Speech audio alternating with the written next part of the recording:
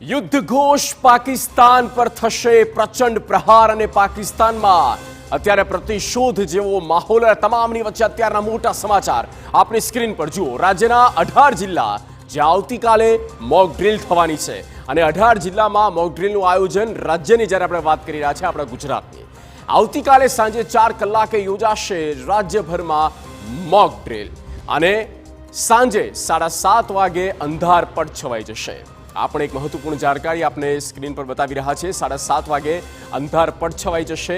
રાજ્યમાં 18 જિલ્લામાં મોક ડ્રીલનું આયોજન કરવામાં આવ્યું છે। જિલ્લાઓમાં કાલે મોક ડ્રીલનું આયોજન કરવામાં આવ્યું છે।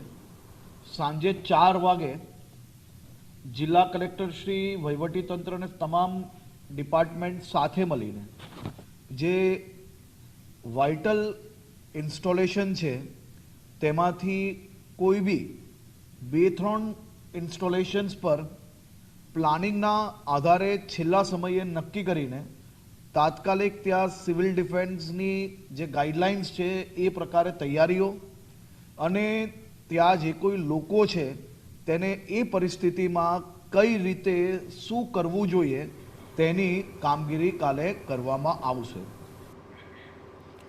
તો આવતીકાલે જ્યારે કેન્દ્ર સરકારની ગાઈડલાઇન છે, ગૃહ મંત્રાલયની ગાઈડલાઇન છે અને સાયરન વગાડીને દેશવાસીઓને, રાજ્યની જનતાને તેનાથી માહિતગાર કરવામાં આવશે અને સાયરન વાગે ત્યારે શું કરવું તેનું એક મોક ડ્રીલનું આયોજન છે।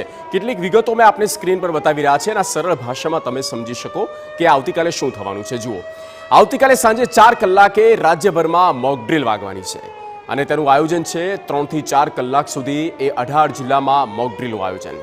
સાયરન વાગશે સાંજે 7:30 વાગે અંધારપટ છવાઈ જશે। ઘર હોય, હોટેલ હોય કે પછી મંદિર હોય, કોઈ પણ તે પ્રકાશ બહાર ન જાય તેનું માત્ર તમે ખાલી ધ્યાન રાખજો।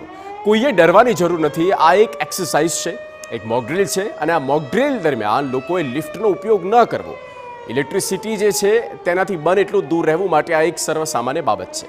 18 જિલ્લામાં આ આયોજન છે। પણ સાયરન વાગે ત્યારે તમારે શું કરવું અને સાયરન વાગે ત્યારે શું કરવું જોઈએ, શેનાથી બચવું જોઈએ તેની પણ અમે આપણે વાત કરીએ। સાયરન વાગે ત્યારે ગભરાવાની સૌથી પહેલાં તો કોઈ જરૂર નથી। 5 થી 10 મિનિટમાં સલામત સ્થળે તમારે પહોંચી જવાનું। જ્યારે પણ કોઈ સાયરન વાગે એટલે તમારે તમારી જગ્યા સુરક્ષિત પહેલાં કરી લેવાની। ખુલ્લો વિસ્તાર હોય તેનાથી દૂર રહેવું અને એટલા માટે જ જ્યારે સાયરન બોર્ડર પર વાગતા હતા, જ્યારે 1971નું જે છેલ્લું યુદ્ધ થયું હતું ત્યારે તમામ સૈનિકો પણ બંકરમાં આવી જતા હતા અને આપણે એ જ કક્ષાનું ધ્યાન રાખવાનું છે। એટલે સાવ સામાન્ય બાબત છે કે ખુલ્લા વિસ્તારમાં તમે ન રહેતા। ઘર હોય કે પછી સુરક્ષિત ઇમારતો છે એની અંદર તમે રહેજો। ટીવી, રેડિયો સરકારી ચેતવણીઓ પર છે તેની પર પણ ધ્યાન આપવાની જરૂર છે। સાયરન આવતીકાલે વાગે ત્યારે તમારે બિલકુલ પહેલાં તો ગભરાવાની કોઈ જરૂર નથી। કોઈ બીજી વાત નહીં, પણ ગભરાવાની જરૂર નથી સાયરન વાગે એટલે। આ આપણે સામાન્ય બાબત જે છે તે કહી રહ્યા છે, કારણ કે આ આખું પ્લાનિંગ થઈ રહ્યું છે। આમ તો ન્યૂ જનરેશનને પણ એમના માટે બધાના માટે નવી જ બાબત છે, કારણ કે છેલ્લે 1971માં આ રીતે સાયરન વાગ્યું હતું, પછી ક્યારેય થયું નથી। એટલે આ શું થાય છે અને તેને લઈને કોઈ પણ પ્રકારની બાબતોને લઈને તમારે હેરાન થવાની કે ચિંતાની જરૂર નથી। પણ 5 થી 10 મિનિટમાં સલામત સ્થળ પર તમારે પહોંચી જવું જ્યારે પણ આ સાયરન વાગે ત્યારે। ઘર છે, સુરક્ષિત ઇમારતો છે ત્યાંની અંદર તમારે જતું રહેવું, ખુલ્લા વિસ્તારમાં ન રહેવું જોઈએ। સાયરન વાગશે ત્યાર પછી અંધારપટ પણ છવાઈ જશે। તેના માટેનો પણ એક ટાઈમ નક્કી કરવામાં આવ્યો છે, આવતીકાલે સાંજે 7:30 વાગ્યાનો।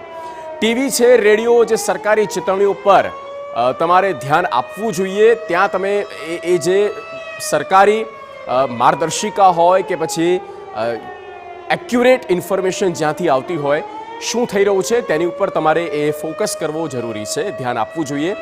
આ સમય પર સોશિયલ મીડિયા પર કે જે ફેલાતા અફવાઓ છે તેનાથી તમારે દૂર રહેવું જોઈએ। એ બાબતો પર ધ્યાન ન આપવું જોઈએ।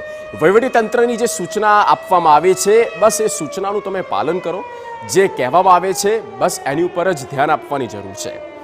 54 વર્ષ થયા છે અને 54 વર્ષ બાદ